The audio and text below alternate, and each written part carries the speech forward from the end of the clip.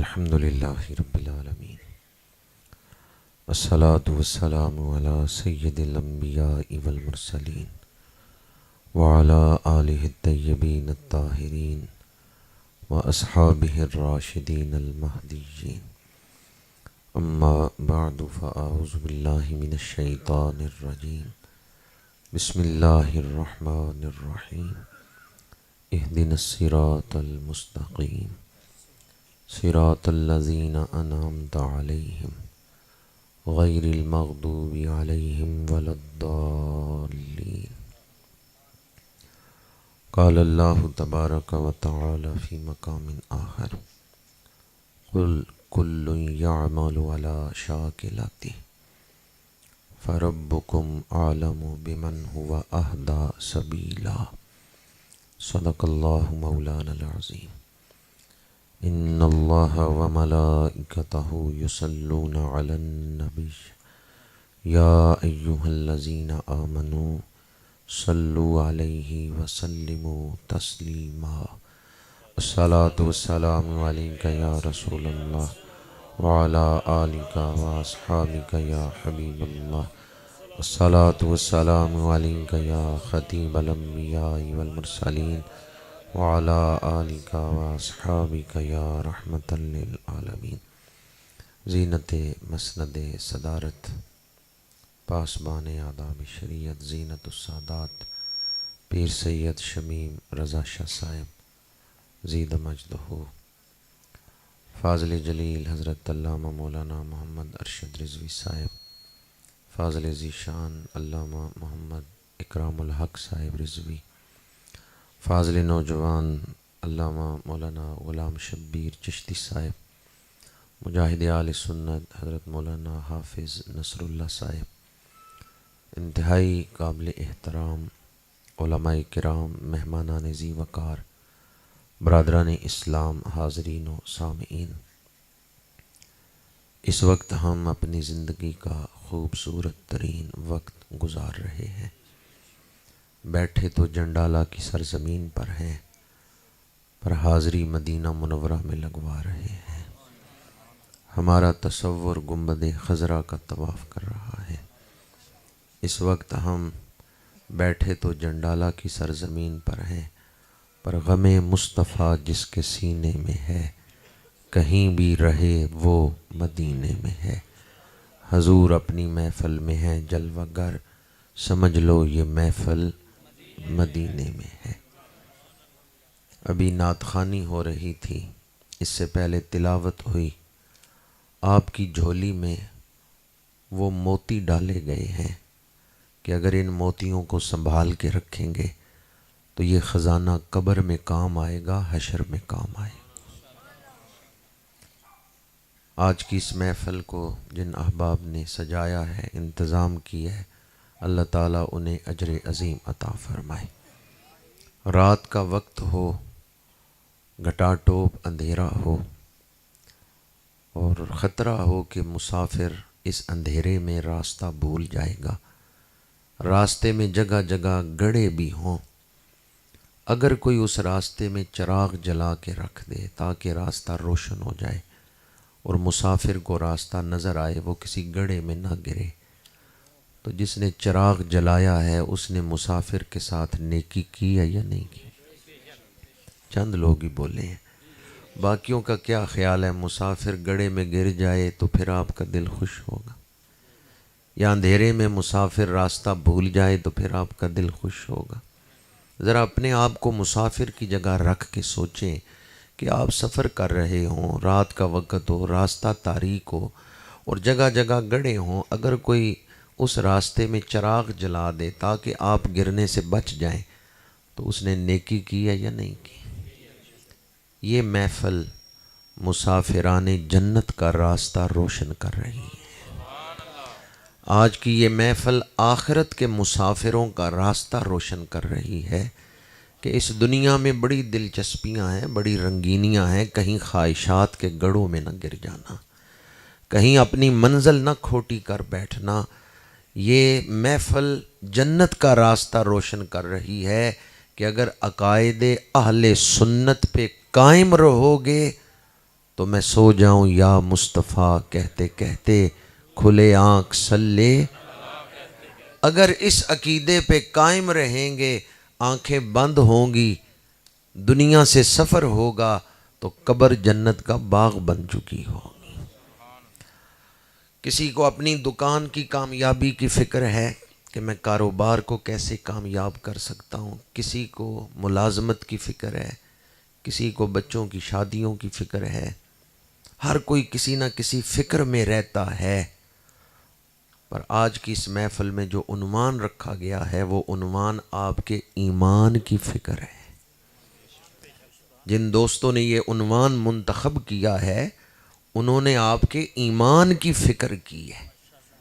ہمارا سب سے بڑا قیمتی خزانہ کون سا ہے ہمارے پاس؟ اگر کسی کے پاس کوئی سمجھتا ہے کہ ایمان سے فلاں چیز قیمتی ہے تو بتائے تو صحیح، ایمان سے کوئی چیز بھی قیمتی ہے؟ ہمارے پاس سب سے بڑی قیمتی دولت ایمان ہے. کچھ ڈاکو وہ ہوتے ہیں جو سامان لوٹتے ہیں، کچھ ڈاکو وہ ہیں جو ایمان لوٹتے ہیں. اور اس دور میں تو آپ ان ڈاکوؤں کو اپنی جیب میں لے کے چل رہے ہیں، موبائل کے اندر، سوشل میڈیا کے ذریعے.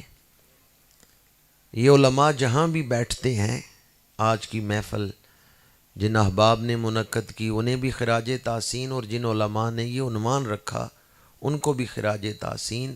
یہ علماء جہاں بیٹھتے ہیں یہی سوچتے ہیں فتنے کون سے پیدا ہو رہے ہیں اور حضور کی بھولی بھالی امت کو ان فتنوں سے کس طرح بچایا جا سکتا ہے. جو ہمارے ایمان کی فکر کرتے ہیں وہ ہماری دعاؤں کے حقدار ہیں یا نہیں؟ وہ ہماری محبتوں کے حقدار ہیں یا نہیں؟ تو آج کی یہ محفل آپ کے ایمان کی فکر کرتے ہوئے منعقد کی گئی ہے، اور آج کی یہ محفل جنت کا راستہ روشن کر رہی ہے. اگر محض ایک روایتی محفل سمجھ کے نہیں بیٹھیں گے بلکہ عقائد کے تحفظ کے لیے اپنے دل میں ایک جذبہ لے کر اس محفل سے جائیں گے تو میں سمجھتا ہوں کہ اس محفل کا مقصد پورا ہو گیا. ورنہ زندگی تو گزر رہی ہے، اگر بے فکری میں لاؤبالی پن میں وقت گزر گیا تو پھر مرتے وقت آدمی ہاتھ ملے گا. لوئے لوئے پر لے کڑیے جے تد پانڈا پرنا، شام پئی بن شام محمد کر جاندی نے. دنیا میں بے شک آپ کاروبار کریں، دوستیاں نبھائیں، رشتہ داریاں نبھائیں، دنیا کمائیں، مصروف زندگی گزاریں، پر موت کا وقت یاد رکھیں. وہ لمحہ یاد رکھیں جب اس دنیا کو چھوڑنا ہے، آنکھیں بند کرنی ہے، اگلا سفر شروع کرنا ہے. ہمیشہ تو یہاں نہیں بیٹھے رہنا. چند دوستوں نے سر ہلا کے میری تصدیق کی ہے کہ تم ٹھیک کہہ رہے ہو. باقیوں کا کیا خیال ہے؟ پکا ارادہ تو نہیں کر لیا کہ میں نے یہاں ہی رہنا ہے؟ ویسے آپ ارادہ کر بھی لیں کہ میں نے رہنا ہے، وہ رہنے دے گا؟ جس کا ارادہ آپ کو یہاں لایا ہے، جس کے ارادے سے دنیا میں آئے ہیں، اسی رب کا ارادہ دنیا سے لے جائے گا. ارادہ الہی ہمیں عالم ارواح سے دنیا میں لایا ہے اور ارادہ الہی ہمیں دنیا سے برزخ میں لے جائے گا. لوئے لوئے پر لے کڑیے جے تد پانڈا پرنا. عقیدے کی اہمیت کیا ہے؟ آخرت کے حوالے سے عقیدے کی اہمیت کیا ہے؟ قرآن پاک میں جہاں بھی آخرت کی کامیابی بیان کی گئی ہے دو چیزیں تسلسل کے ساتھ بیان کی گئی ہیں، الا الذین آمنوا وعملوا الصالحات. انداز مختلف ہے، کہیں اسلوب اس سے مختلف ہے، لیکن یہ دو چیزیں ہی تسلسل سے بیان ہوئی ہیں، الا الذین آمنوا وعملوا الصالحات. جو آدمی اس دنیا سے یہ دو چیزیں لے کے گیا، ایمان اور نیک اعمال، وہ آخرت میں بخشا گیا. ان دو میں بھی جو چیز بنیادی حیثیت رکھتی ہے وہ ایمان ہے. عمل کا درجہ بعد میں ہے. عمل کی کمی بیشی، بندہ گناہگار ہے اور بہت بڑا گناہگار ہے، بہت بڑا گناہگار ہے، لیکن دنیا سے ایمان لے کے گیا ہے، اس کی بخشش ہو جائے گی. چاہے اللہ تعالیٰ عذاب کے بغیر محض اپنے کرم سے بخش دے، حضور کی شفاعت سے بخش دے، یا پھر وہ بندہ دوزخ میں کچھ عرصہ رہے لیکن ایمان اس کو دوزخ میں رہنے نہیں دے گا، ایمان اس کو دوزخ سے نکال لے گا، بالآخر وہ بندہ جنت میں پہنچ جائے گا۔ لیکن اگر کوئی بندہ بے ایمان ہو کے مرا، پھر ایسی مصیبت ہے، پھر ایسا عذاب ہے جو کبھی ختم نہیں ہوگا۔ تو دو چیزیں جو آخرت میں کامیابی کے لیے بیان ہوئیں، ایمان اور نیک اعمال، ان میں بنیادی چیز کون سی ہے؟ ایمان۔ ایمان کسے کہتے ہیں؟ ایمان عقیدے کا ہی دوسرا نام ہے۔ بھئی چینی کو شوگر کہہ لیں، چینی کہہ لیں یا کھنڈ کہہ لیں، چیز تو ایک ہی ہے نا۔ بڑے صرفے سے ہی بول رہے ہیں جی کہ دو چیزیں ہیں، یہ چینی وکھری ہے تو کھنڈ وکھری ہے۔ دکاندار کو جا کے کہتے ہیں 1 کلو چینی دے دو، 1 کلو کھنڈ دے دو، اس طرح کہتے ہیں؟ چینی بھی وہی ہے، کھنڈ بھی وہی۔ ایمان اور عقیدہ یہ ایک ہی چیز کے دو نام ہیں۔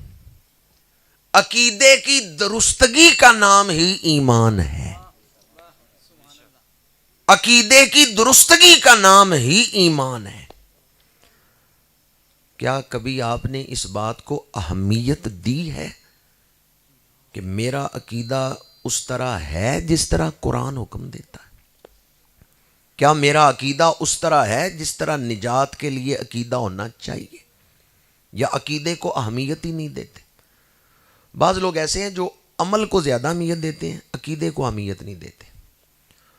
تو یاد رکھیں، عمل منافق بھی بڑے کرتے تھے، حتیٰ کہ کئی منافق رسول اللہ کے پیچھے نمازیں بھی پڑھتے رہے، لیکن ان کا عقیدہ ٹھیک نہیں تھا، اس لیے انہیں مسجد سے بھی نکال دیا گیا۔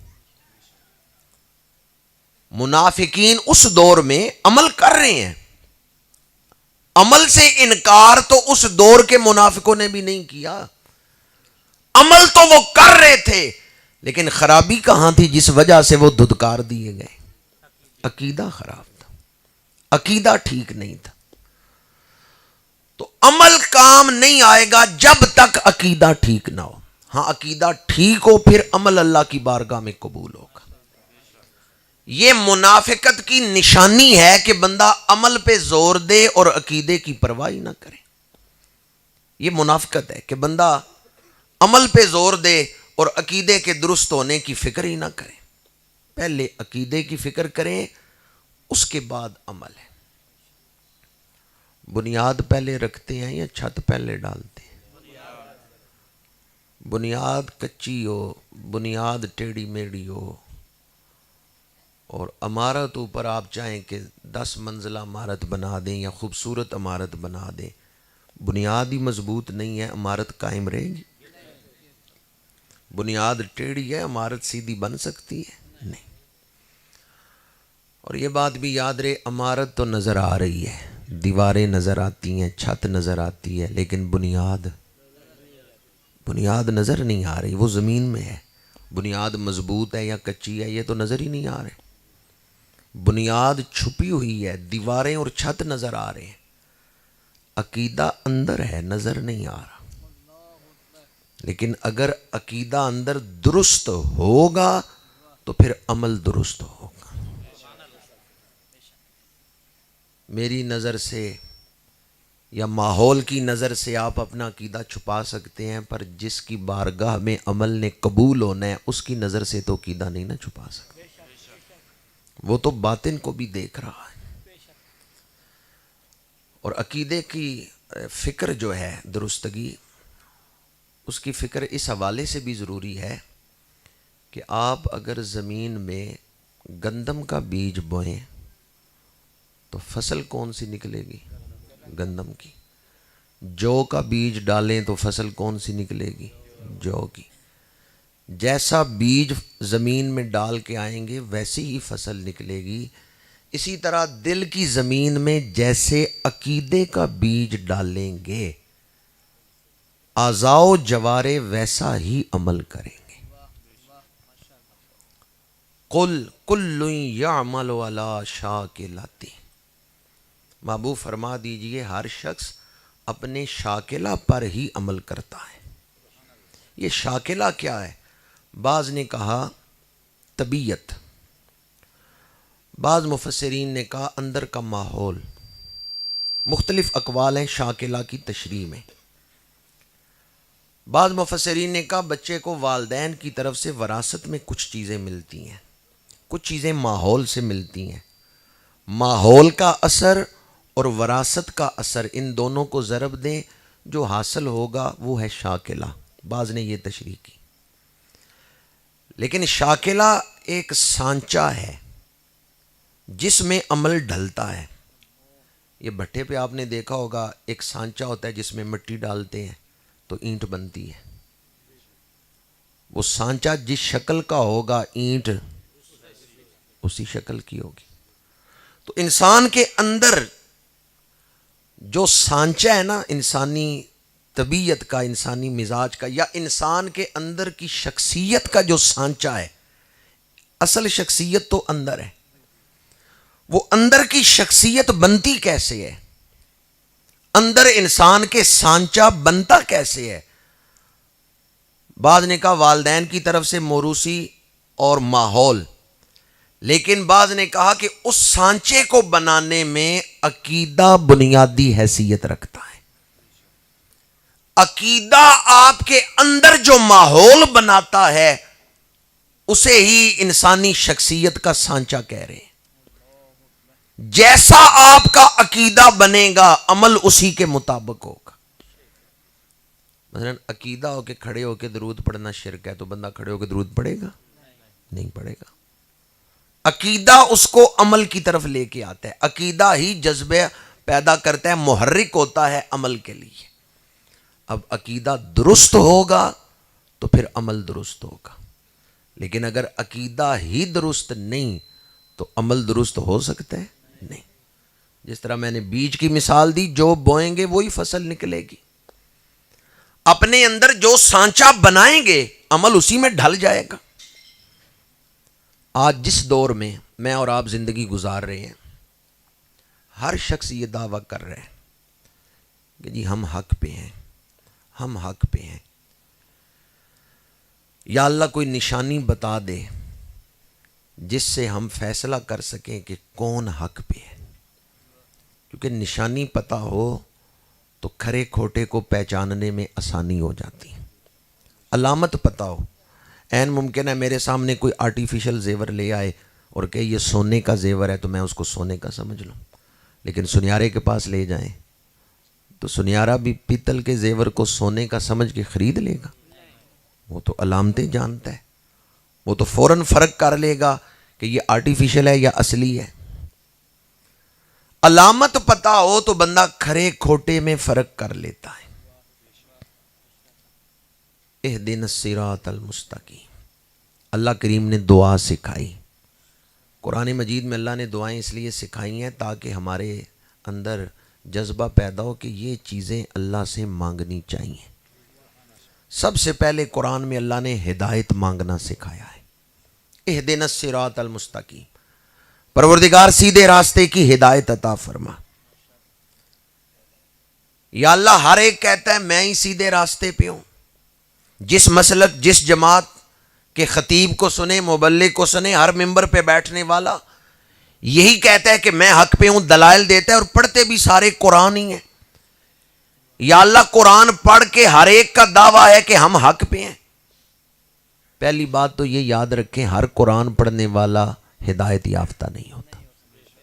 یہ میں نہیں کہہ رہا، میرا فتویٰ نہیں، یہ قرآن کا فرمان ہے. یضل بہ کثیرا ویہدی بہ کثیرا. یہ مسئلہ آپ کو سمجھ آ گیا؟ اگر کوئی قرآن پڑھ کے گمراہ کرنا چاہے تو محض قرآن کی آیت سن کے نہ اس کے پیچھے چل پڑے، پہلے فرق کر لیں یہ آیت ناسخ ہے منسوخ ہے. جب تک کسی مستند عالم سے تحقیق نہ کر لیں، محض کسی سے آیت سن کے عقیدہ نہ اس کا اپنا لیں.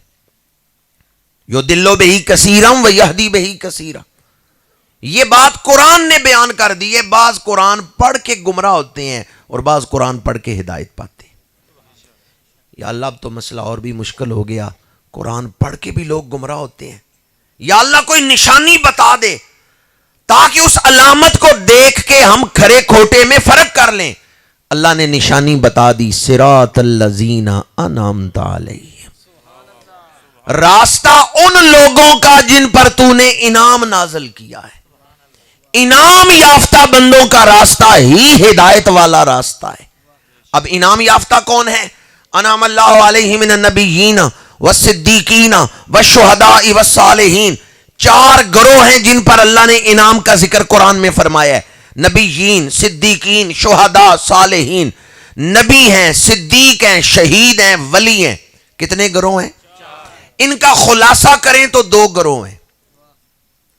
نبی تو نبی ہیں، آگے جو تین گروہ ہیں نا، صدیقین، شہداء اور صالحین، یہ تینوں ولایت کے درجے ہیں۔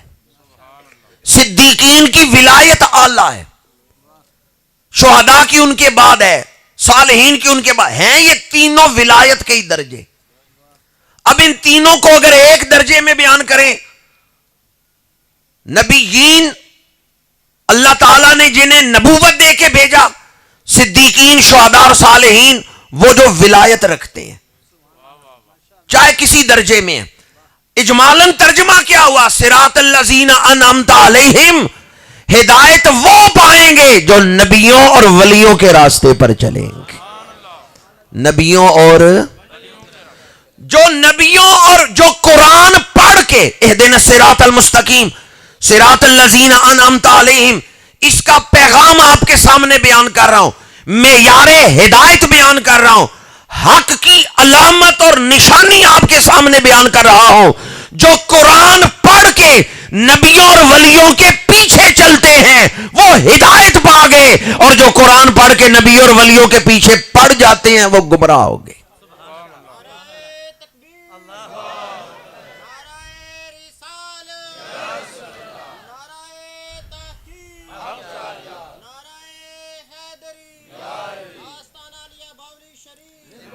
جو قرآن پڑھ کے نبیوں اور ولیوں کے پیچھے چلتے ہیں وہ ہدایت پا گئے، جو نبیوں اور ولیوں کے پیچھے پڑ جاتے ہیں وہ گمراہ ہو گئے۔ آپ کس بات پر خوش ہوئے ہیں، پیچھے چلنے پہ یا پیچھے پڑنے پہ؟ بعض لوگ قرآن پڑھ کے نبیوں اور ولیوں کے پیچھے پڑ جاتے ہیں، ان کی بے ادبی شروع کر دیتے ہیں۔ معیار ہدایت کیا ہے؟ نبیوں اور ولیوں کے پیچھے چلنا۔ انعام یافتہ بندوں کے کتنے گروہ ہیں؟ چار ہیں۔ اجمالاً ان کا میں نے تفسیر بیان کرنے کے لیے اجمالاً خلاصہ ان کا بیان کرتے ہوئے دو کہا، اور تفصیل میں جائیں تو کتنے گروہ ہیں؟ چار۔ انعم اللہ علیہ من النبیین والصدیقین والشہداء والصالحین۔ اب آسان ہو گیا آپ کے لیے حق کی پہچان کرنا۔ اس دور میں آپ دیکھ لیں کون ہے جو ان چاروں کو مانتا ہے۔ نبیوں کا بھی ادب، صدیقوں کا بھی ادب، شہیدوں کا بھی ادب، ولیوں کا بھی ادب۔ کون ہے جو ان چاروں کو مانتا ہے؟ کچھ ہیں جو نبیوں کے بے ادب ہیں، کچھ ہیں جو صدیقوں کو نہیں مانتے، کچھ ہیں جو شہیدوں کی عظمت اور شہادت کے فضائل کو نہیں مانتے، کچھ ہیں جو ولیوں کے بے ادب ہیں۔ ایک مسلک اہل سنت و جماعت ایسا ہے جو ان چاروں کا ادب کرنے والے ہیں، جو کسی ذی احترام ہستی کے بے ادب۔ سب سے پہلے نبیوں کا ذکر ہے۔ انعام یافتہ بندوں میں نبی، اللہ تعالیٰ نے کم و بیش 1.25 لاکھ نبی بھیجے، حقیقی تعداد اللہ بہتر جانتا ہے۔ سب سے آخر میں میرے اور آپ کے آقا کریم ختم نبوت کا تاج پہن کے تشریف لائے۔ آمن الرسول بما انزل الیہ من ربہ والمؤمنون کل آمن باللہ وملائکتہ وکتبہ ورسلہ لا نفرق بین احد من رسلہ۔ ماننے میں ہم کسی نبی کا بھی انکار نہیں کرتے، ہم تمام نبیوں رسولوں کی نبوت و رسالت کو مانتے ہیں۔ حضرت آدم سے رسول اللہ صلی اللہ علیہ وآلہ وسلم تک جتنے اللہ کے سچے نبی اور رسول آئے ہیں ہم ان سب کو مانتے ہیں، اور ہمارا عقیدہ ہے کہ سب سے آخر میں اللہ کریم نے ہمارے آقا کریم کو ختم نبوت کا تاج پہنا کے بھیجا ہے۔ عقیدے میں سب سے پہلے انعام یافتہ بندوں میں سب سے پہلے اللہ کریم نے نبیوں کا ذکر فرمایا. ایک آیت میں لا نفرق بین احد من رسلہ، اور دوسرے مقام پر فرمایا تلک الرسل فضلنا بعضهم علی بعض.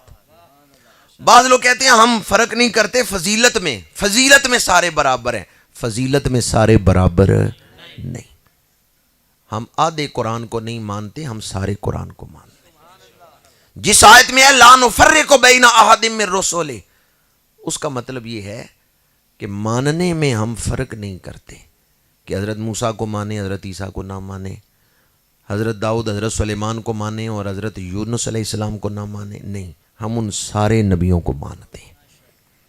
جہاں تک ان کے فضائل کا تعلق ہے تلک الرسل فضلنا بعضهم علی بعض، فرمایا یہ رسولوں کی جماعت ہم نے بعض کو بعض پر فضیلت دی ہے. منہم من کلم اللہ ورفع بعضهم درجات. تمام مفسرین نے لکھا ہے رفع بعضهم درجات سے ہمارے آقا کریم مراد ہے. اللہ نے رسولوں پر حضور کے درجے بلند فرمائے ہیں. کن سے حضور کو بلند کیا ہے؟ کن سے درجے بلند کیے ہیں؟ خلق سے اولیاء، اولیاء سے رسول، اور رسولوں سے اعلیٰ، اور رسولوں سے اعلیٰ. اللہ نے مخلوق میں کوئی دوسرا ایسا بنایا ہی نہیں ہے جو مثل مصطفیٰ. سب سے اولیٰ و اعلیٰ. کس سے اولیٰ و اعلیٰ؟ سب سے اولیٰ و اعلیٰ. لا يمکن الثناء کما کان حقہ بعد از خدا بزرگ توئی قصہ مختصر. بعد از خدا بزرگ توئی قصہ مختصر. اللہ کے بعد سب سے بلند مرتبہ عزت ہے تو میرے اور آپ کے آقا کریم کا مرتبہ ہے. غالب ثنائے خواجہ بایزداں گذاشتے ہیں کہاں ذات پاک مرتبہ دانے محمد است. مخلوق میں تو کوئی جانتا ہی نہیں کہ حضور کے درجے کتنے عرفہ اور اعلیٰ ہیں. اگر کوئی کہے کہ تم حد سے بڑھا رہے ہو تو یہ آیت پڑھ دیں وما ارسلناک الا رحمتا للعالمین. اللہ نے فرمایا محبوب ہم نے آپ کو عالمین کے لیے رحمت بنا کے بھیجا ہے. کس کے لیے رحمت بنا کے بھیجا ہے؟ بتا سکتے ہیں عالمین کتنے ہیں؟ جہان کتنے ہیں؟ بعض مفسرین نے کہا 18,000 سے زیادہ ہیں، بعض نے کہا 27,000 سے زیادہ ہیں، بعض نے 40,000 کی روایت کی. چلیں جو کم از کم روایت ہے 18,000 وہ ہم لے لیتے ہیں. 18,000 سے زیادہ جہان ہے. نام بتا سکتے ہیں 18,000 عالمین کے؟ تو ان جہانوں کے نام بھی نہیں جانتا جن میں حضور کی رحمت برس رہی. چپ کر مہر علی ایتھے جا نہیں بولا. تو ان جہانوں کے نام بھی نہیں جانتا جن جہانوں میں میرے آقا کریم کی رحمت برس رہی. تاجدار گولڑا نے قرآن اور حدیث میں حضور کے فضائل کا خلاصہ اور نچوڑ بیان کیا ہے شعر میں چپ کر مہر علی ایتھے جا نہیں بولن. ہمارا ذہن تھوڑا ہے، حضور کی شان عرفہ اور اعلیٰ ہے. شان نبوت میں حضور بے مثل و بے مثال ہے، اور اللہ تعالیٰ نے حضور کو جو انفرادی اور خاص شانیں عطا فرمائی ہیں اس دور میں اس عقیدے کے حوالے سے بڑی توجہ کی ضرورت ہے. وہ یہ کہ حضور آخری نبی بن کے آئے، ختم نبوت کا تاج پہن کے آئے. کیا خبر کتنے تارے کھلے چھپ گئے پر نہ ڈوبے نہ ڈوبا، پر نہ ڈوبے نہ ڈوبا. رات کے وقت اندھیرا دور کرنے کے لیے چراغ جلایا جاتا ہے، بلب روشن کر لیا جاتا ہے، کئی طریقے ہیں، لالٹین جلائی جاتی ہے. لیکن سورج نکل آئے تو پھر ضرورت ہے لالٹین کی. کیا خبر کتنے تارے کھلے چھپ گئے. پہلے نبی آتے رہے، کیا خبر کتنے تارے کھلے چھپ گئے، پر حضور تشریف لائے تو سراجم منیرا بن کے آئے. جب سورج نکل آیا ہے اب کسی تارے کی ضرورت نہیں. حضور عقیدہ ختم نبوت، تاج ختم نبوت کے ساتھ تشریف لائے ہیں، اور عقیدہ ختم نبوت اسلام کے بنیادی عقائد میں سے. جس دور میں ہم زندگی گزار رہے ہیں اس دور میں اس عقیدے پر حملہ ہوا.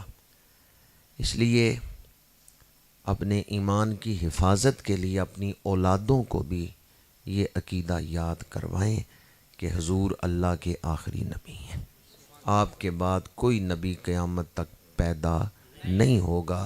حضرت عیسیٰ آئیں گے لیکن وہ نبی بن کے نہیں، حضور کے امتی بن کے آئیں گے۔ اس کے بعد انعام یافتہ بندوں کا ذکر کرتے ہوئے انعم اللہ علیہ من النبیین والصدیقین، صدیقین کا ذکر ہے۔ نبوت کے بعد کون سا مرتبہ قرآن نے بیان کی ہے؟ صداقت۔ میرے آقا کریم 3 صحابہ کے ساتھ احد پہاڑ پہ تشریف لے گئے ہیں، پہاڑ خوشی سے جھومنے لگا ہے، قدم کن کے چوم رہا ہے۔ میرے آقا کریم نے احد پہاڑ پہ ایڑی ماری، اسبت احد فانما علیک نبی و صدیق و شہیدان، اے احد پہاڑ ٹھہر جا، تیری چھاتی پہ ایک نبی، ایک صدیق اور 2 شہید کھڑے ہیں۔ اب حدیث کی یہ ترتیب ہے، اس پر غور کریں۔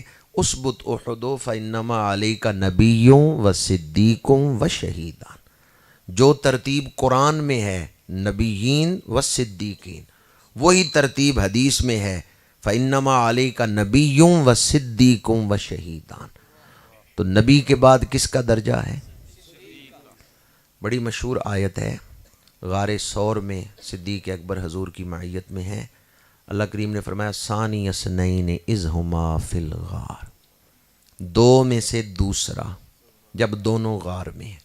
ثانی اثنین، 2 میں سے، اس کا کیا مطلب ہے 2 میں سے دوسرا؟ جب آپ گنتی گنتے ہیں 1 2 3 4 تو 1 کے بعد کیا آتا ہے؟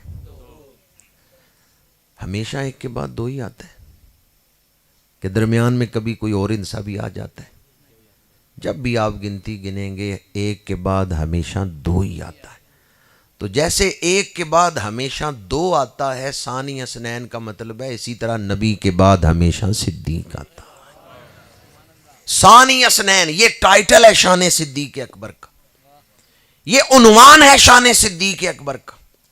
اللہ کریم نے جو تاج حضرت صدیق اکبر کو عطا فرمایا ثانی اثنین، 2 میں سے دوسرا، جیسے 1 کے بعد ہمیشہ 2 آتا ہے، اس طرح نبی کے بعد ہمیشہ صدیق آتا ہے۔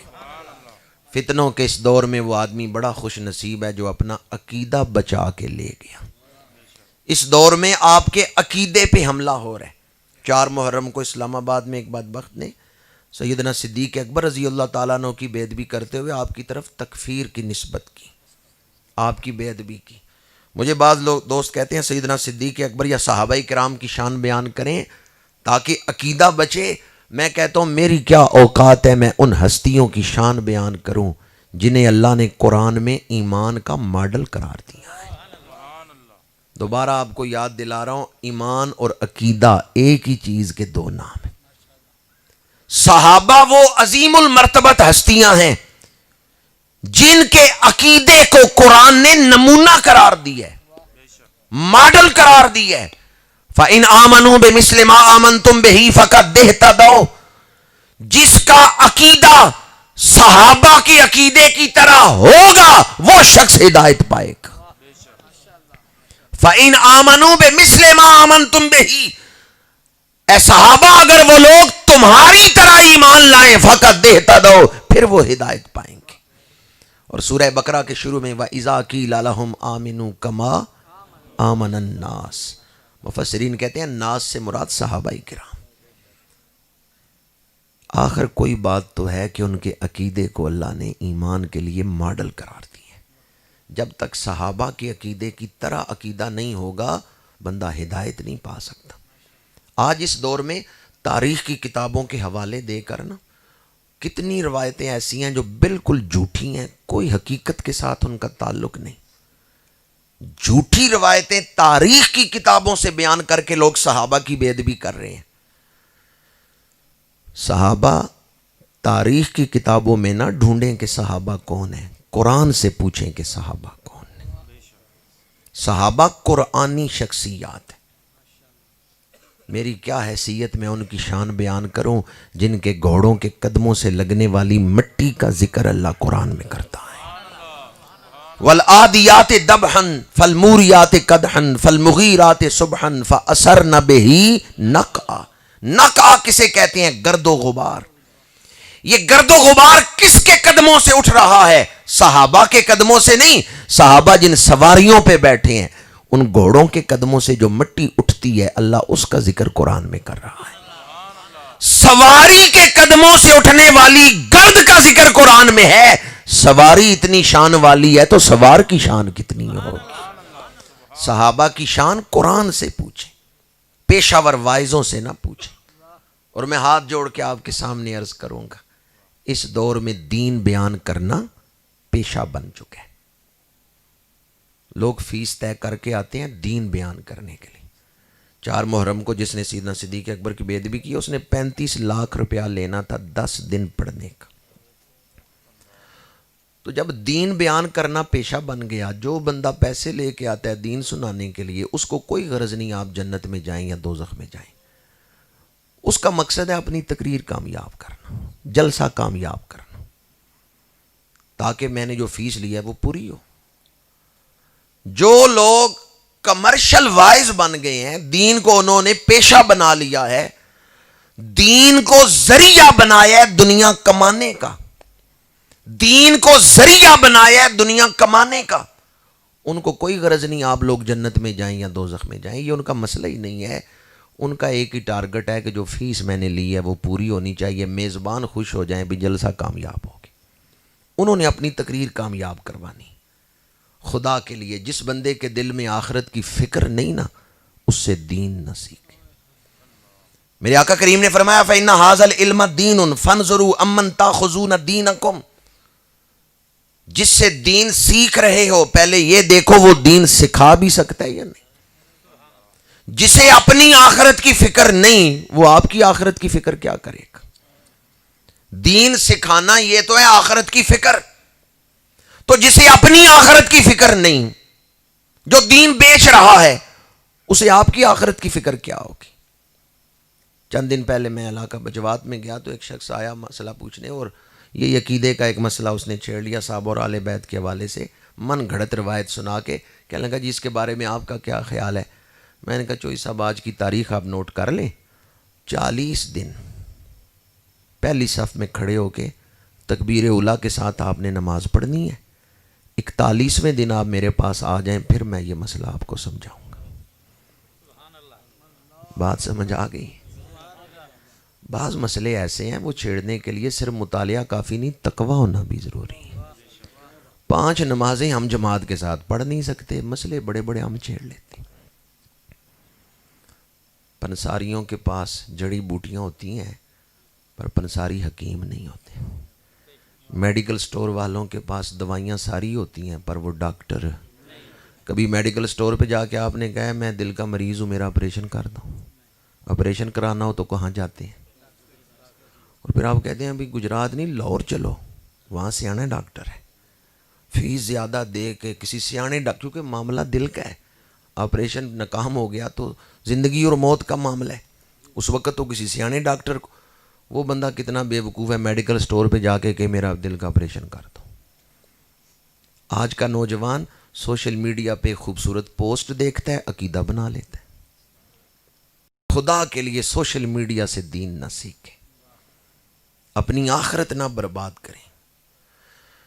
کیونکہ بہت سارے لوگ فیس بک یوٹیوب چلا رہے ہیں یا واٹس ایپ پہ بھی ان کو لوگ میسج بھیج دیتے ہیں. کسی بد عقیدہ مولوی کی تقریر سامنے آ جائے، آپ کا ضمیر آپ کو اجازت کیسے دیتا ہے بیان کر کے سن لیں؟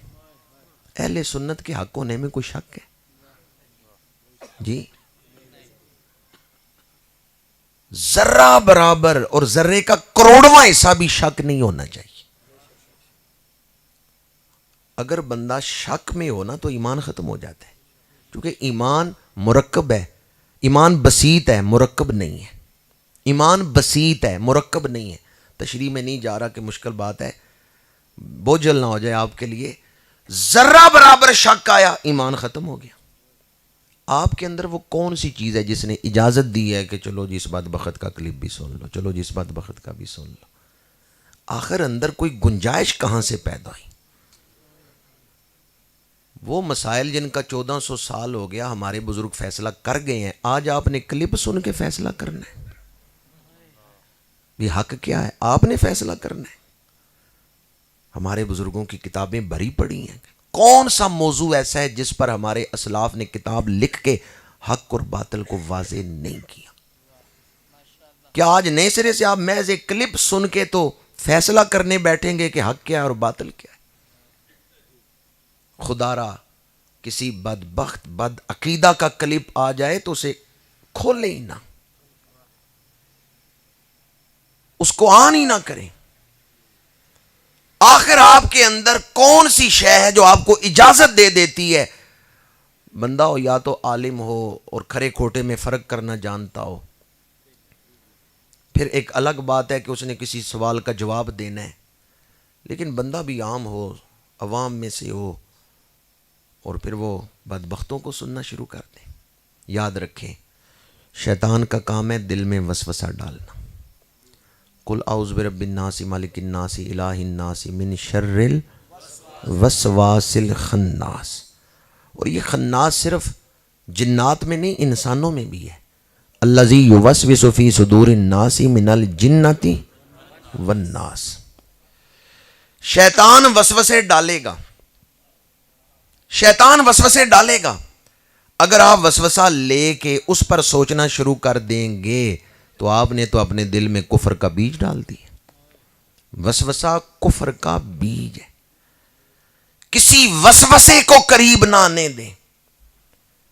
اس بات پر ہمارا یقین کامل ہے، فتنوں کے اس دور میں عقیدہ حق ہے تو وہی حق ہے جو داتا گنج بخش علی حجویری کا عقیدہ ہے، جو خواجہ معین الدین چشتی اجمیری کا عقیدہ ہے، جو امام ربانی مجدد الفسانی کا عقیدہ ہے۔ وہی عقیدہ حق ہے جس کی تعبیر و تشریح اعلیٰ حضرت شاہ احمد رضا خان بریلوی نے کی۔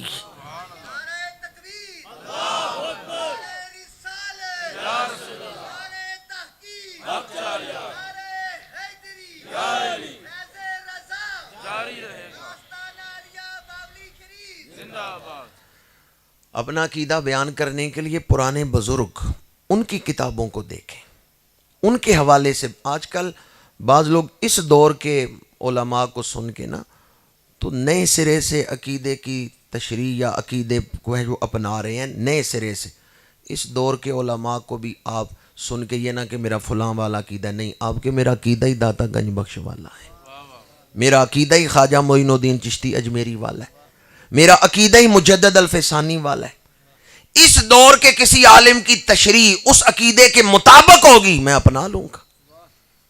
لیکن بندہ کسی مسلک کا ہو، جب وہ ان کی مخالفت کر رہا ہے مجھے قبول نہیں۔ یہ میں اس لیے کہہ رہا ہوں، بعض لوگ اپنے آپ کو اہل سنت کہہ کے تو عقیدہ اہل سنت کے خلاف بیان کر رہے ہیں۔ ہمارا عقیدہ وہ ہے جو حضرت داتا گنج بخش علی حجویری کا عقیدہ ہے، ہمارا عقیدہ وہ ہے جو خواجہ معین الدین چشتی اجمیری کا عقیدہ ہے۔ صراط الذین انعمت علیہم، انعام یافتہ بندوں کے پیچھے چلنے سے ہی ہدایت پہ رہیں گے، تب ہی عقیدہ وسوسہ قریب نہ آنے دیں۔ وسوسہ کفر کا بیج ہے، وسوسے آئیں گے، خناس وسوسے ڈالے گا، لیکن مردوں والا کام یہ ہے کہ وسوسے کو جھٹک دیں۔ میری سمجھ ہی کتنی ہے کہ میں نئے سرے سے سوچنے بیٹھ جاؤں؟ میں آنکھیں بند کر کے کہتا ہوں عقیدہ قرآن اور حدیث کی روشنی میں وہی ٹھیک ہے جو داتا گنج بخش علی حجویری بیان کر گئے ہیں۔ میں ان اولیاء کے نقش قدم پر چلنے والا ہوں۔ بعض لوگ وسوسے میں پڑ جاتے ہیں، فلاں تاریخ کی کتاب میں ہے، فلاں صحابی نے اس طرح کیا، فلاں صحابی نے اس طرح کیا۔ وہ تاریخ کے واقعات میں الجھا کے نا تو دل میں وسوسے پیدا کر دیتے ہیں۔ صحابہ کرام کے بارے میں بھی قطعاً ذرہ برابر کوئی وسوسہ دل میں نہ آنے دیں۔ کلم وعد اللہ الحسنی، اللہ نے تمام صحابہ کے ساتھ جنت کا وعدہ فرما لیا ہے۔ ہر صحابی نبی،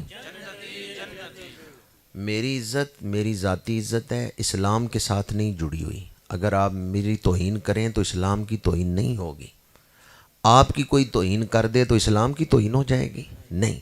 پر صحابہ وہ ہیں جن کی عزت اسلام کی عزت کے ساتھ جڑی ہوئی ہے. صحابہ کی عزت اسلام کی عزت کے ساتھ جڑی ہوئی ہے. امام ربانی سیدنا مجدد الفسانی رحمت اللہ تعالی علیہ نے مکتوبہ شریفہ میں لکھا ہے کہ اگر کوئی صحابہ کو دیانتدار نہ مانے قرآن اور حدیث پہ ایمان ختم ہو جاتا. جتنی حدیثیں ہیں ہم تک کن کے ذریعے پہنچی؟ صحابہ کے ذریعے پہنچی. تو جب صحابہ پر ایمان نہیں رہے گا. قرآن پاک اللہ کے رسول پہ نازل ہوا ہے، حضور نے صحابہ کو عطا کی ہے، ترتیب بتا دی ہے، لیکن ایک کتابی شکل میں کس نے جمع کیا ہے؟ صحابہ نے جمع کی ہے. سیدنا صدیق اکبر کے دور میں جمع ہوا ہے. آپ نے کسی پہ کیس کیا، مقدمہ کیا عدالت میں، مدعی ہیں، جج نے کہا گواہ لے کے آؤ، آپ گواہ لے کے گئے. مدعا علیہ کا جو وکیل تھا اس نے کہا جی یہ گواہ جھوٹے ہیں. اب عدالت میں مدعی کے گواہ جھوٹے ثابت ہوں تو مدعی کیس جیت جائے گا. صحابہ گواہ ہیں معجزات مصطفیٰ کے، صحابہ گواہ ہیں رسالت مصطفیٰ کے، صحابہ گواہ ہیں عظمت اسلام کے. وہ لوگ جو براہ راست اسلام کے خلاف نہیں بول سکتے، یا مجھے اجازت نہیں یہ کہنے کی، وہ لوگ جو اسلام کو گالی نہیں دے سکتے وہ صحابہ کو گالی دیتے. اصل میں وہ گالی اسلام کو دے رہے ہیں. رسول اللہ کو چھوڑ کر کوئی خدا تک نہیں پہنچ سکتا اور صحابہ کو چھوڑ کے کوئی مصطفیٰ تک نہیں پہنچ سکتا.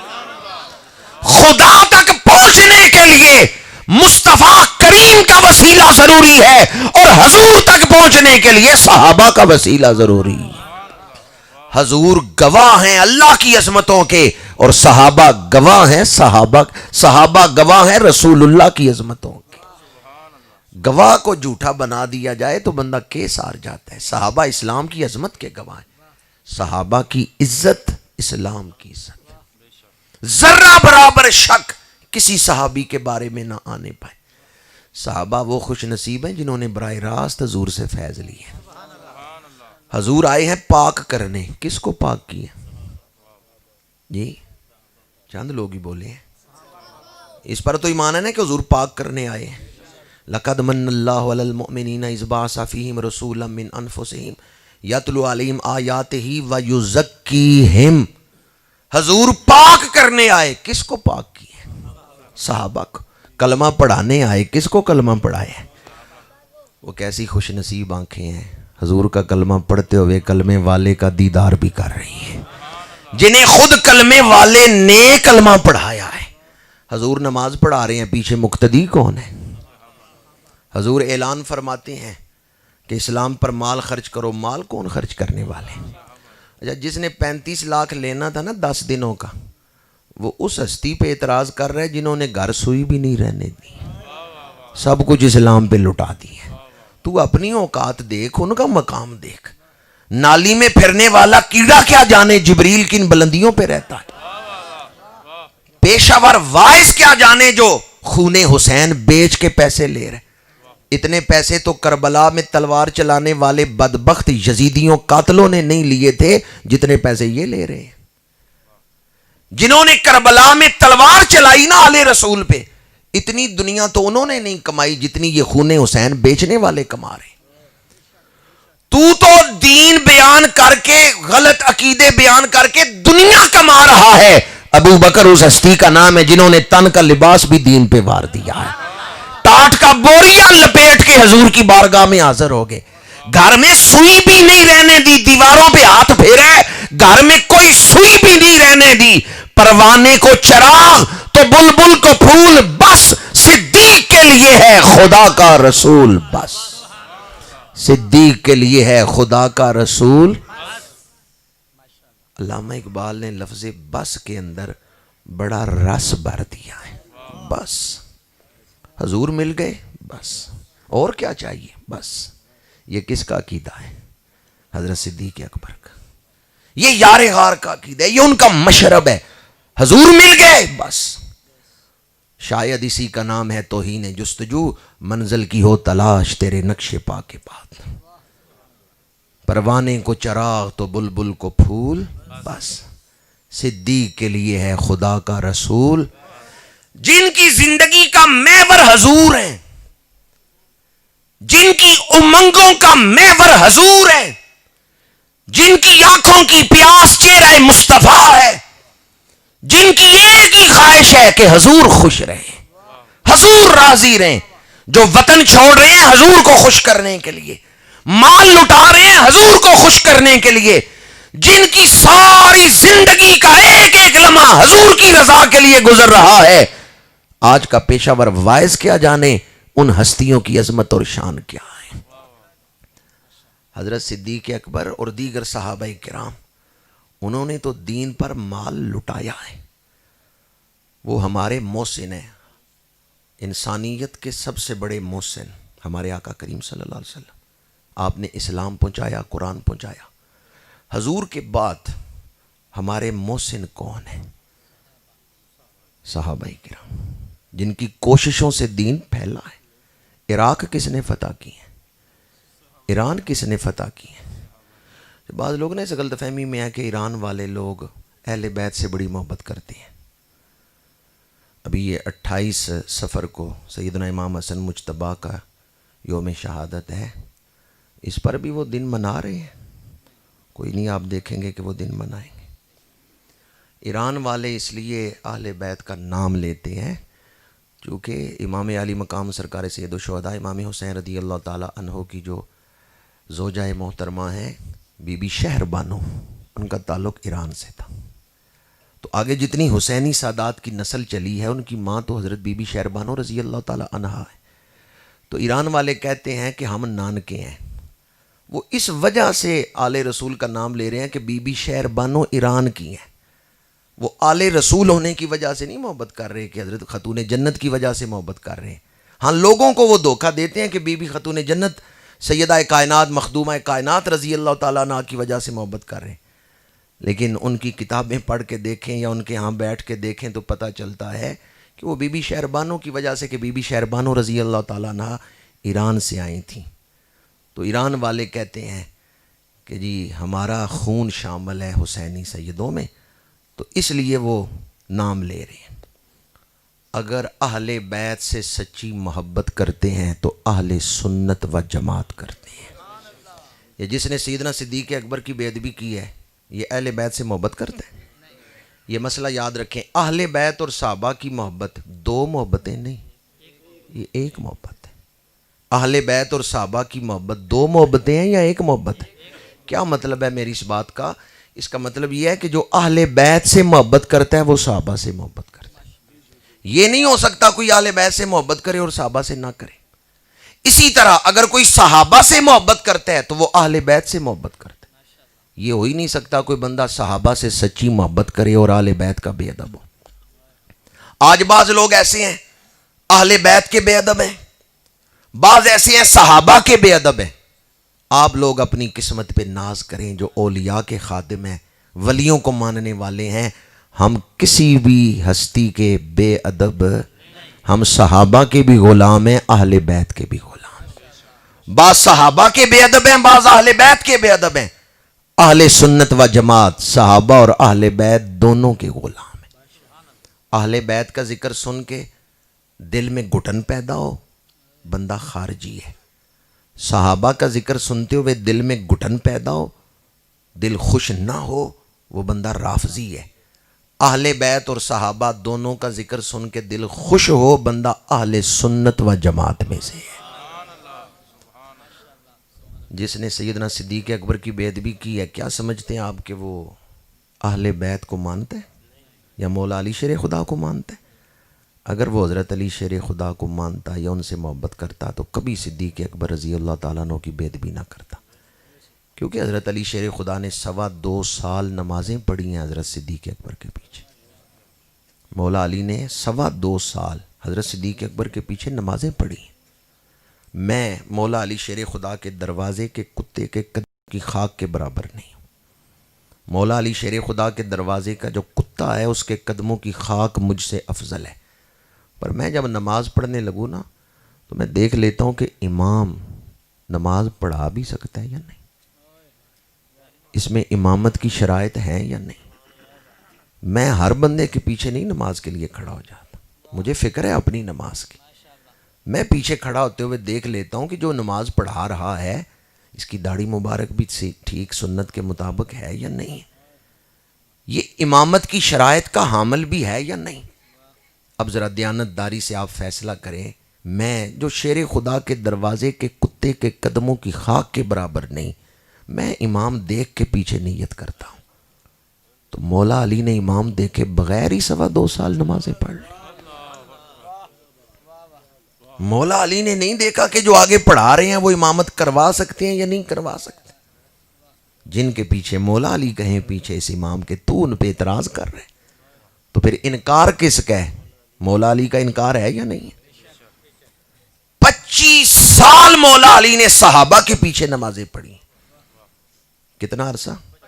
2.25 سال حضرت صدیق اکبر کے پیچھے، 10.5 سال حضرت فاروق اعظم کے پیچھے، 12 سال حضرت عثمان غنی کے پیچھے. کتنا عرصہ ہو گیا؟ ان کی ایک رہ جائے نا، مولا علی شیر خدا کی ایک نماز رہ جائے، ڈوبا ہوا سورج لوٹایا جاتا ہے. 25 سال کی نمازیں تیرے حساب میں نہیں آتی، تیری نظر میں ہی نہیں ہے. ان کی تو ایک رہ جائے ڈوبا ہوا سورج لوٹایا جاتا ہے. 25 سال کی نمازیں ہوئی ہیں یا نہیں ہوئی؟ جو یہ کہ مولا علی نے 25 سال نمازیں ضائع کی ہیں، بے ادب ہے مولا علی کا یا نہیں؟ یا اپنی کتابوں سے ثابت کر دو، اپنی کتابوں سے ہی، کہ مولا علی مسجد میں پڑھ کے پھر گھر جا کے دہراتے تھے. یہ کسی کی کتاب میں نہیں کہ مولا علی مسجد میں بھی پڑھتے تھے پھر گھر جا کے دہراتے بھی تھے، یہ کسی کتاب میں نہیں. تو 25 سال کی نمازیں ہوئی ہیں یا نہیں ہوئی؟ اگر کوئی کہے نہیں ہوئی تو وہ بے ادبی کر رہے ہیں مولا علی شیر خدا کی، کہ آپ نے اپنی 25 سال کی نمازیں ضائع کی ہیں.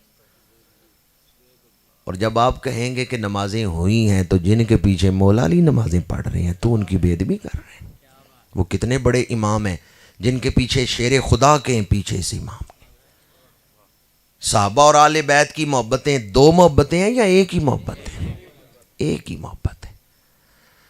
جو اہل بیت سے سچی محبت کرتے ہیں وہ صحابہ سے محبت کرتے ہیں، جو صحابہ سے محبت کرتے ہیں وہ اہل بیت سے محبت کرتے ہیں. ہمارے ہاں آج کل ایسے موضوعات کی طرف ہمارے تبلیغی محافل چلی گئیں.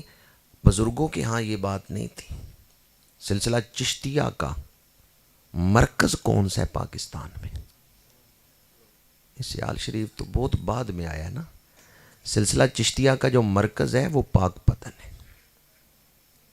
سیال شریف والے مرید ہیں توسا شریف والوں کے، توسا شریف والے مہار شریف والوں کے، مہار شریف والے دلی میں حضرت خواجہ فخر الدین دہلوی رحمۃ اللہ علیہ کے. وہ سلسلہ در سلسلہ مرید ہیں حضرت خواجہ نظام الدین اولیاء محبوب الہی کے. محبوب الہی مرید ہیں حضرت بابا فرید پاک پتن. تو پھر پاکستان میں سلسلہ چشتیہ کی مرکزی درگاہ کون سی ہے؟ پاک پتن. جانتے ہیں یہ بابا فرید اولاد کس کی ہے؟ یہ حضرت فاروق اعظم کی اولاد. ان کی رگوں میں فاروق اعظم کا خون ہے. بڑے بڑے سید ان کے ہاتھ پہ بیعت کر رہے ہیں. حضرت نظام الدین اولیاء ان کے مرید ہیں. اسی طرح یہ سیال شریف کا یا گولڑا شریف کا شجرہ آپ پڑھیں نا، چشتی شجرہ، حضرت خواجہ معین الدین چشتی اجمیری تک پہنچتا ہے. تو درمیان میں ایک بزرگ آتے ہیں شاہ کلیم اللہ جہاں آبادی. کلیم اللہ جہاں آبادی ان کا مزار دلی میں ہے، بادشاہی مسجد سے تھوڑا فاصلے پر. دلی میں جو بادشاہی مسجد ہے، میں نے 2-3 دفعہ وہاں حاضری دی ہے. شاہ کلیم اللہ جہاں آبادی حضرت صدیق اکبر کی اولاد ہے. پاکستان میں سلسلہ چشتیہ آیا ہے تو صدیق اکبر کے بیٹوں کے ذریعے سے آیا ہے. سہروردی سلسلہ کس ہستی سے منسوب ہے، مشہور ہے؟ حضرت شہاب الدین سہروردی. پاکستان میں سہروردی سلسلے کی جو سب سے بڑی درگاہ ہے وہ حضرت بہاؤالدین زکریا ملتانی، اور ان کے آگے مرید ہیں حضرت مخدوم جہانیہ جہاں گشت اچ شریف. یہ بھی سلسلہ سہروردیہ میں تھے. حضرت مخدوم جہانیہ جہاں گشت ان کے مرشد ہیں بہاؤالدین زکریا ملتانی. یہ مرید کس کے ہیں؟ حضرت شہاب الدین سہروردی کے. اور شہاب الدین سہروردی حضرت صدیق اکبر کی اولاد ہیں. حضرت صدیق اکبر کی اولاد ہیں حضرت ابو نجیب سہروردی اور شیخ شہاب الدین سہروردی. چاروں سلسلوں میں خلفائے راشدین کی اولاد موجود ہیں. چاروں سلسلوں میں خلفائے راشدین کی اولادیں موجود ہیں. اس لیے ہمارے بزرگ تو اہمیت دیتے تھے فیض کو، روحانیت کو، تقوی کو، اور ہمارے ہاں آج کل ایسے موضوعات چل پڑے کہ ہم اپنے بزرگوں کے طریقے سے ہٹ گئے۔ اہل سنت و جماعت کا عقیدہ فتنوں کے اس دور میں ایک ہی راستہ ہے حق کا۔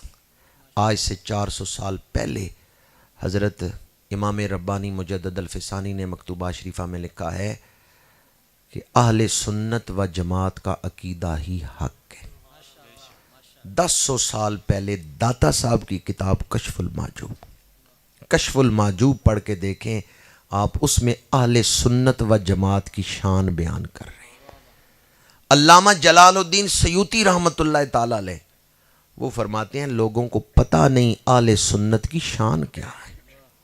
سلسلہ نقشبندیہ کے بہت بڑے بزرگ ہیں، مولانا عبد الرحمن جامی کے مرشد خواجہ عبید اللہ احرار، وہ فرماتے ہیں کوئی مجھے آ کے سونے سونے القابات سے پکارے میرا دل خوش نہیں ہوتا، اگر کوئی مجھے یہ کہہ دے کہ تم سنی ہو میرا دل خوش ہو جاتا ہے، تم اہل سنت سے ہو میرا دل خوش ہو جاتا ہے۔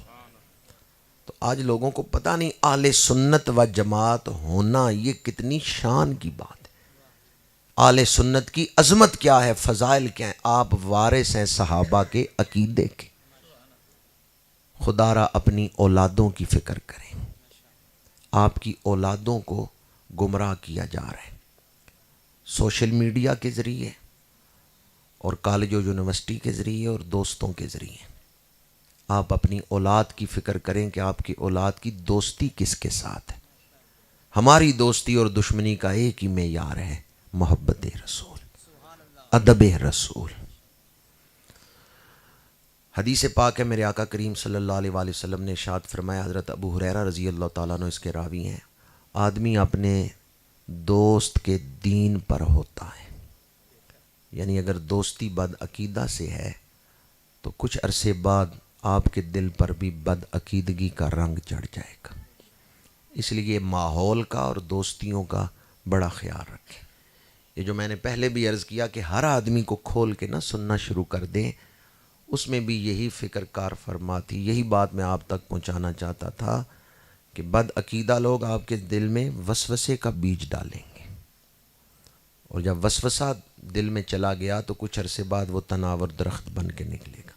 شیطان کا کام ہے یوسوس فی صدور الناس، وہ وسوسہ ڈالتا ہے، پھر وسوسے کا بیج جب اگتا ہے تو وہ بندے کو کفر تک لے جاتا ہے۔ اپنا عقیدہ سیکھیں، اسے قرآن اور حدیث کی روشنی میں سمجھیں۔ اگر سمجھ نہ بھی آئے، آپ وقت نہ ہو کہ آپ تفصیل سے ایک ایک عقیدہ سیکھ سکیں، تو کم از کم اس بات پر یقین کامل رکھیں، بن دیکھے بغیر کسی دلیل کے ہم مانتے ہیں اہل سنت و جماعت کا عقیدہ ہی سچا ہے۔ 1400 سال کی تحقیق، 1400 سال میں اہل حق کی تحقیقات کا تسلسل اور اس کا نچوڑ اور خلاصہ یہی ہے، بس انہیں مانا انہیں جانا، نہ رکھا غیر سے کچھ کام، للہ الحمد میں دنیا سے مسلمان گیا۔ اہل سنت و جماعت کے بزرگوں نے کوئی موضوع چھوڑا نہیں جس پر کتابیں موجود نہ ہوں، اس لیے چرب زبان لوگ جو ہیں ان کی باتوں میں آ کر سوشل میڈیا کے آگے بیٹھ کے اپنا ایمان نہ برباد کریں۔ اگر کوئی بدبخت آپ کے دل تک وسوسہ پہنچائے تو خدا را علماء حقہ سے رابطہ کریں، ان سے اس عقیدے کے بارے میں تفصیلی جواب لیں اور اپنا عقیدہ اس بات پر مضبوط رکھیں کہ عقیدہ حق ہے تو صرف اہل سنت و جماعت کا عقیدہ ہی حق ہے۔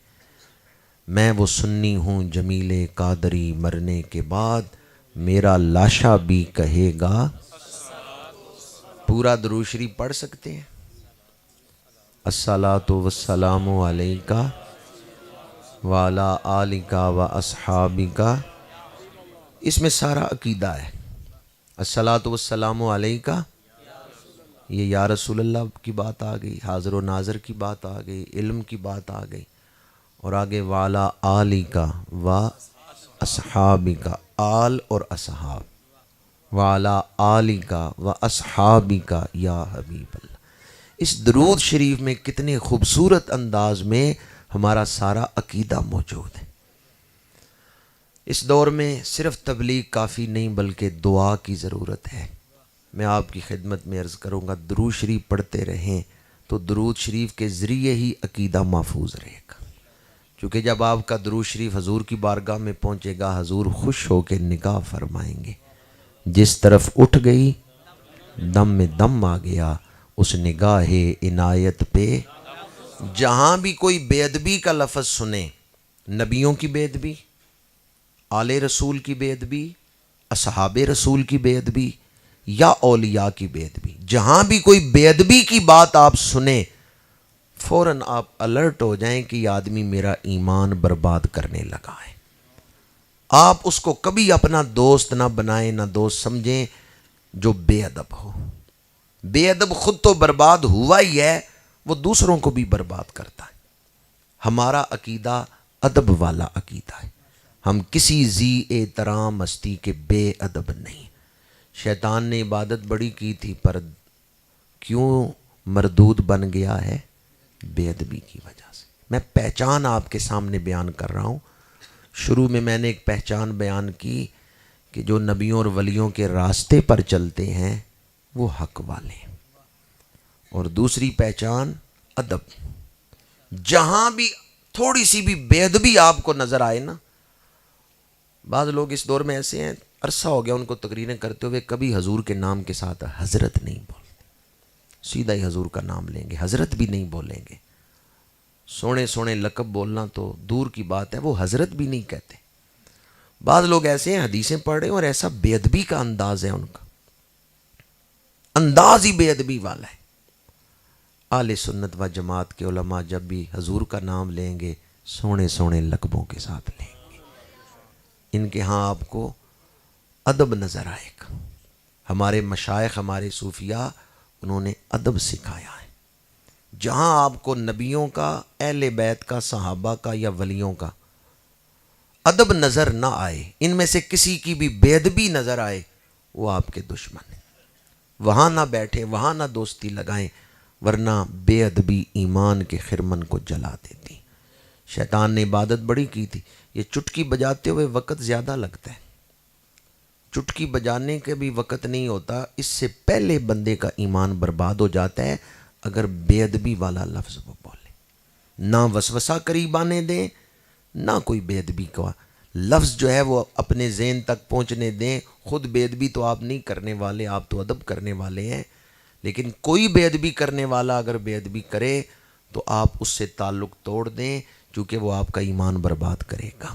نخلو و نترکو من یفجرک، روزانہ نماز وتر میں ہم پڑھتے ہیں کہ یا اللہ جو تیرے حکم توڑے گا ہم اس سے تعلق نہیں رکھیں گے، تعلق چھوڑ دیں گے۔ صحابہ کرام لفظ بے ادبی سے نہیں بول رہے، ان کی نیت ٹھیک تھی، پر اللہ نے پابندی لگا دی، یہ لفظ ہی چھوڑ دو جس میں بے ادبی کا پہلو ہے۔ یا ایھا الذین آمنوا لا تقولوا رائنا وقولوا انظرنا۔ تو جو لفظ ہی بے ادبی کے ساتھ بول رہا ہو اس کے ساتھ آپ کیسے دوستی رکھ سکتے ہیں؟ حضور کا ذکر کرنا ہے تو عام لفظوں سے نہیں، خاص لفظوں کے ساتھ کریں۔ عقیدے کی حفاظت کے لیے یہ میں آپ کی خدمت میں بڑی اہم بات تھی، پہچان کے لیے، علامت کے طور پر۔ اس دور میں حضرت خواجہ حمید الدین سیالوی رحمۃ اللہ تعالیٰ علیہ کی عظمت کو سلام پیش کرتا ہوں۔ انہوں نے پیش قدمی کی ہے، پہل کی ہے انہوں نے کہ آستانوں کی طرف سے سب سے پہلے انہوں نے ایک اعلامیہ جاری کی ہے جس میں انہوں نے عقائد لکھے ہیں، توحید، رسالت، اہل بیت اور صحابہ کے بارے میں جو ہمارے عقائد ہیں وہ انہوں نے لکھے ہیں۔ اپنے تمام خلفاء کو بلا کے، سادات کو بلا کے، علماء کو بلا کے انہوں نے وہ عقائد لکھ کے پھر سب سے دستخط کروائے، تقسیم کیا وہ اعلامیہ۔ اور اب ان کے موجودہ سجادہ نشین حضرت صاحب، انہوں نے وہ لوہے کی پتری پہ لکھوا کے نا مسجد میں لگوا دی ہے، وہ اعلامیہ مل جاتا ہے، میرے پاس بھی ہے، آپ علامہ ارشد صاحب سے بھی لکھوا سکتے ہیں، اور جو علماء یہاں بیٹھے ہیں ان سے بھی مل جائے گا۔ اگر آپ وہ اعلامیہ لکھوا کے اپنی مساجد میں لگا دیں تو اس سے بھی عقیدہ بچانے میں آپ نے اپنا فرض ادا کر دیا۔ وہ اعلامیہ جو ہے اس میں حضرت خواجہ صاحب نے توحید، رسالت، اہل بیت، صحابہ، اولیاء سب کے حوالے سے جو عقیدہ ہے مختصراً خلاصہ کر کے اس کو بیان کر دیا۔ اور یہ اس دور کی ضرورت ہے کہ ہم اپنے عقیدے کی حفاظت کے لیے بیدار ہوں۔ سونے کا وقت نہیں ہے، یہ بیدار ہو کہ اپنی آئندہ نسلوں کو بچانے کا وقت ہے، احساس ذمہ داری کے ساتھ کہ میری ذمہ داری ہے کہ میں نے عقیدہ۔ ویسے کئی لوگ ایسے ہیں جو کہتے ہیں بھی ٹھیک ہے اپنی تنہائی میں گوشہ نشینی میں عبادت کرو، کسی مرحلے میں یہ بھی بات قابل تعریف ہے، لیکن میں یہ سمجھتا ہوں کہ اس دور میں لوگوں کا ایمان بچانا بہت بڑی نیکی ہے۔ جہاں سے میں نے گفتگو شروع کی تھی وہیں لا کے گفتگو سمیٹ رہا ہوں۔ لوگوں کا ایمان بچانا بہت بڑی کامیابی، بہت بڑی نیکی ہے۔ اگر آپ دوسروں کا ایمان بچا لیتے ہیں، ایک بندہ بھی آپ کی وجہ سے بچ گیا، ڈاکوؤں کے ہاتھ نہ لگا، اس کا ایمان آپ نے بچایا، آپ نے بڑی نیکی کی۔ کون سا درد تھا حضرت داتا صاحب کے دل میں کہ غزنی سے لاہور تشریف لائے، کون سا درد تھا حضرت خواجہ معین الدین چشتی اجمیری کے دل میں کہ چشت سے آپ اجمیر تشریف لائے، اور امام ربانی سیدنا مجدد الفسانی کے دل میں کون سا درد تھا کہ آپ قلعہ گوالیار میں قید و بند کی تکلیفیں برداشت کر رہے۔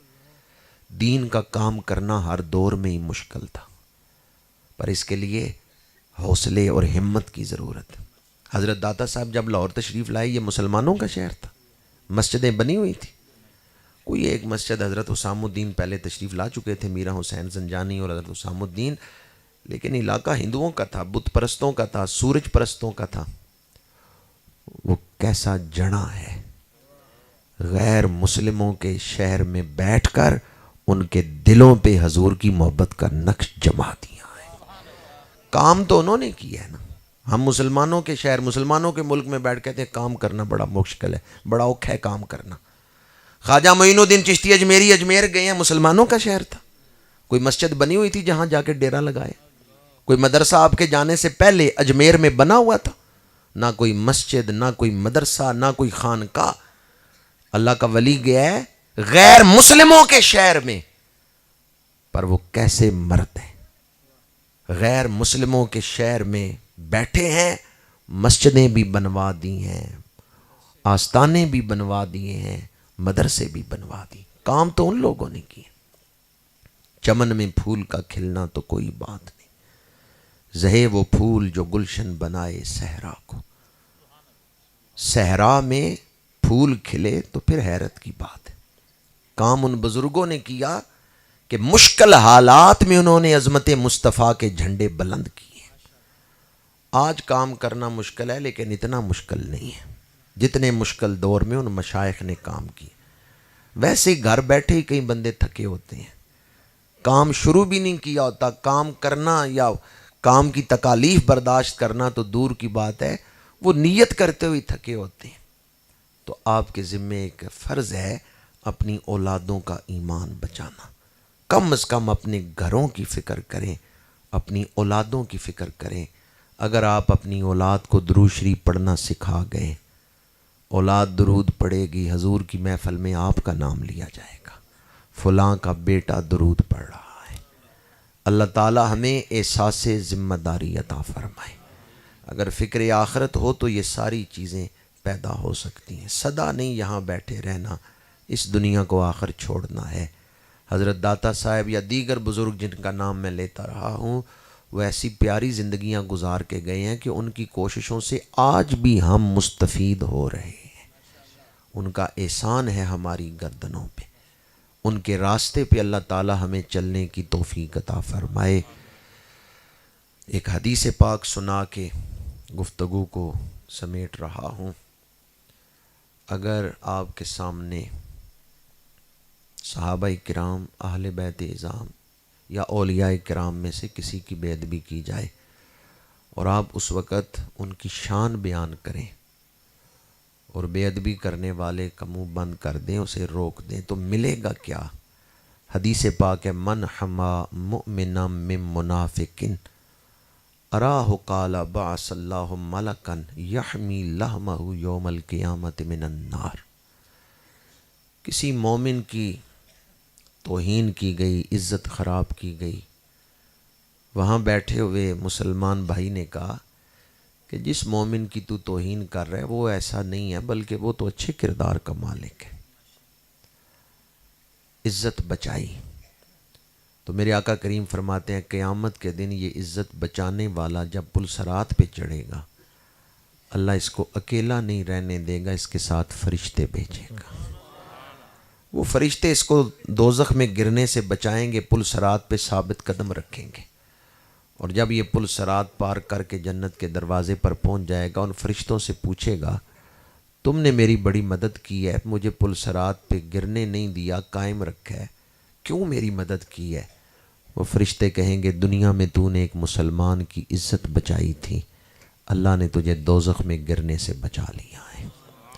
جو ایک مسلمان کی عزت بچائے اسے تو اتنا اجر ملے، ایک عام مسلمان کی عزت بچائے تو جو صحابہ کی عزت کا پہرا دے، جو اہل بیت کی عزت کا پہرا دے، جو اولیاء کرام اللہ کے مقرب بندوں کی عزت کا پہرا دیں۔